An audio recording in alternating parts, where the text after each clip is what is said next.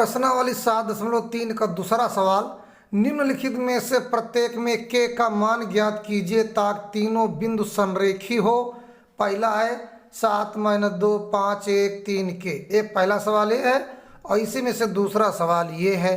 तो ये k के मान, इसमें k के मान और इसमें k के मान हमको निकालना है ना, जो संरेखी हो।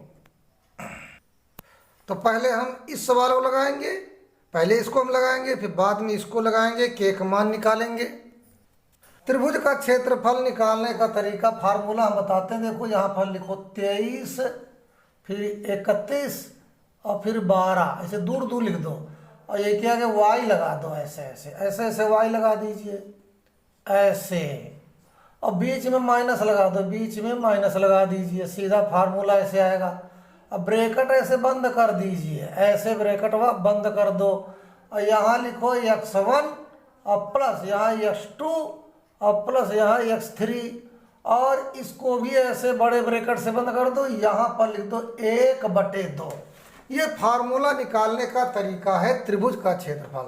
अब ये हो जाएगा तुम्हारा x1 y1, x2 y2 और ये हो जाएगा x3 y3। देखो x1 y1, x2 y2, x3 y3। अब ये सारे मान हम इसमें रखेंगे तो त्रिभुज का क्षेत्रफल का फार्मूला हो जाएगा 1/2। अब x1 तुम्हारा कितना है 7, तो हम यहाँ 7 रखेंगे, फिर छोटा ब्रैकेट आएगा। y2 कितना, y2 हमारा 1, तो यहाँ 1 रख दीजिए, फिर माइनस लगा दो। y3 कितना, y3 बच्चा k, तो यहाँ पर k लगा दीजिए, ब्रैकेट बंद, फिर प्लस x2 हमारा 5, तो हम यहाँ 5 लगा देंगे, ब्रैकेट बंद, और y3 भी हमारा k आएगा, हम यहाँ k लगा देंगे, माइनस y1 कितना है, y1 हमारा -2, ये भी माइनस और ये भी माइनस, तो माइनस और माइनस टकराएगा तो हो जाएगा प्लस, और y1 कितना है 2, तो हम यहाँ 2 रखेंगे, प्लस x3 कितना है, x3 हमारा है 3, तो हम लिखेंगे 3, फिर ब्रैकेट में आएगा y1 फिर आया, y1 यहाँ -2, यहाँ -2 लगा दीजिए, और y2 हमारा y2 1 है, तो यहाँ पर बच्चों हम -1 लगाएंगे, इसके बाद छोटा ब्रैकेट और बड़ा ब्रैकेट। बस ये फार्मूला आपका त्रिभुज का क्षेत्रफल का फार्मूला आपका। इसके बाद बच्चों देखिए यहाँ पर हो जाएगा आपका 1/2 ब्रैकेट। अब ये का इतने गुणा करो तो 7 एक कम 7, फिर एक का इतने गुणा करो तो -7k हो जाएगा ऐसे, फिर इसको 5 को k से गुणा करो तो +5k, फिर 5 दूनी 10 आ जाएगा ऐसे। एक बार बता, ये +3 ऐसे रखो ना, 3 दूनी 6 ना करो, हाँ +3 इसको ऐसे रखो। अब ये ब्रैकेट ना खोलो क्योंकि -2 -1 तो -3 हो जाएगा, है ना, ऐसे ऐसे करिए। फिर इसके बाद बच्चों यहाँ पर 1/2 और बड़े ब्रैकेट के अंदर क्या देखा हमने, देखो यह गिनती है 7, है ना, और यह 10, तो 10 7 17 हो जाए, और माइनस के 7 के प्लस के 5 के तो माइनस के 2 के, ये जो हम करेंगे ना इसको के, तो -7 के प्लस 5 के तो यहाँ जाएगा -2k, और 10 और 7 17, ये गिनती आ गई हमारी 17। अभी हमारा ये ब्रैकेट ये नहीं हटाया था, 3 त्रिकोण 9, यहाँ -9 कर दीजिए, और ये बड़ा ब्रैकेट ऐसे बंद कर दीजिए। अब इसके बाद आगे हम फिर लगाते हैं 1/2 ब्रैकेट में -2k, अब 17 में 9 घटाएंगे तो क्या होगा, +8 आ जाएगा ऐसे।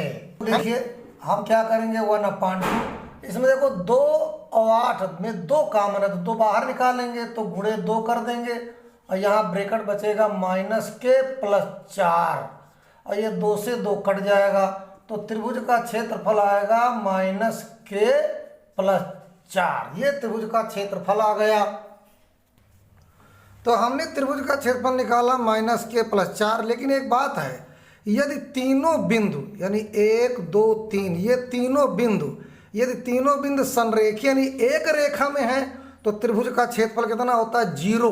तो हम यहाँ बराबर इसके 0 रखेंगे तो k का मान हमका निकाल रहा, तो k का मान आ जाएगा तो हम इस नियम के अनुसार लिखेंगे -k+4 बराबर 0, क्योंकि यहाँ कह रहा कि तीनों बिंदु संरेखी, तो संरेखी अगर होगा तो उसका जो तीनों बिंदु हैं वो उनका त्रिभुज का क्षेत्रफल 0 होता है, तभी वो संरेखी होगा। तो हमने त्रिभुज का क्षेत्रफल निकाला और त्रिभुज के क्षेत्रफल में हम बराबर 0 रख दिया। अब हम k का मान निकाल लेंगे, तो -k बराबर, ये उधर लाएंगे तो -4, तो k बराबर 4, तो आंसर में आ जाएगा k बराबर 4, यही हमारा आंसर होगा। धन्यवाद बच्चों। अगला सवाल इसी का हम अगला सवाल फिर इसी नियम से लगाते हैं। इसी का दूसरा सवाल है ना, तो हम इसको x1, इसको y1, इसको x2, इसको y2, इसको x3, इसको y3 मान लेते हैं। तो त्रिभुज का क्षेत्रफल का फार्मूला हम बना लेंगे। देखो 23, 31 और 12, और ये क्या कि y लगा दो, ऐसे इसे y लगा दीजिए ऐसे, है ना, तो तुरंत रट भी जाएगा। अब बीच में लगा दो ऐसे माइनस, ऐसे माइनस लगा दीजिए, है ना, और इनका ब्रैकेट में ऐसे बंद कर दो ऐसे, है, और फिर यहाँ पर लगा दो, यहाँ पर लगा दीजिए आप x1 और प्लस x2 और प्लस x3 लगा दो, और ये बड़ा ब्रैकेट हुआ ऐसे मार दो और आगे लिख दो 1/2। अब हम इसी को इसमें भर देंगे। इसके बाद x1 हमारा 8, y2 कितना है, y2 हमारा -4, या -4, y3 -5, -5 और माइनस ये फार्मूला वाला, तो माइनस माइनस +5 हो जाएगा ऐसे, प्लस x2 कितना हमारा k, और y3 कितना हमारा, y3 -5, y1 कितना है, y1 1 है तो यहाँ -1 हो जाएगा, प्लस x3 कितना, x3 हमारा 2 है, y1 कितना है, y1 हमारा 1 है, y2 कितना है, -4 माइनस माइनस +4 हो जाएगा। देखिए यहाँ पर y2 माइनस फार्मूला लगा, और ये भी y2 में -4 लगा, तो ये माइनस मिलके प्लस हो जाएगा। अब ये बड़ा ब्रैकेट बंद कर दो, फिर बराबर आएगा 1/2, 8, 5 में 4 घटाइए 1 आएगा, प्लस k आ जाएगा, 5 1 6 हो जाएगा यहाँ पर, क्योंकि माइनस माइनस गुणा नहीं कर रहे हैं, यहाँ माइनस जोड़ रहे हैं, तो -6 हो जाएगा, फिर +2 आ जाएगा, 4 1 5 हो जाएगा ऐसे। फिर इसके बाद 1/2, 8 1 कम 8 और -6k, और यहाँ पर हो जाएगा 10, ये बड़ा ब्रैकेट हो गया। इसके बाद बराबर 1/2, और यहाँ पर -6k आ जाएगा, और 10 8 18 लिख दीजिए यहाँ पर ऐसे।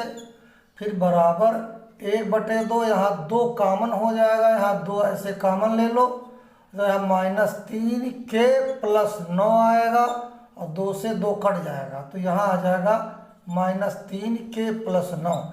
ये त्रिभुज के क्षेत्रफल का जो है त्रिभुज का क्षेत्रफल निकला।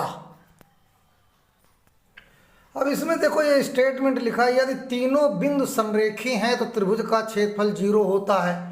अब यहाँ लिखा है कि ये तीनों बिंदु जो है संरेखी हैं, तो जो ये तुम्हारा त्रिभुज का क्षेत्रफल आया जो निकाला हमने, इसका मान 0 के बराबर होगा। अगर इसका मान हम 0 बराबर रखेंगे तो k का मान निकल आएगा, तो हम लिखेंगे -3k + 9 बराबर 0।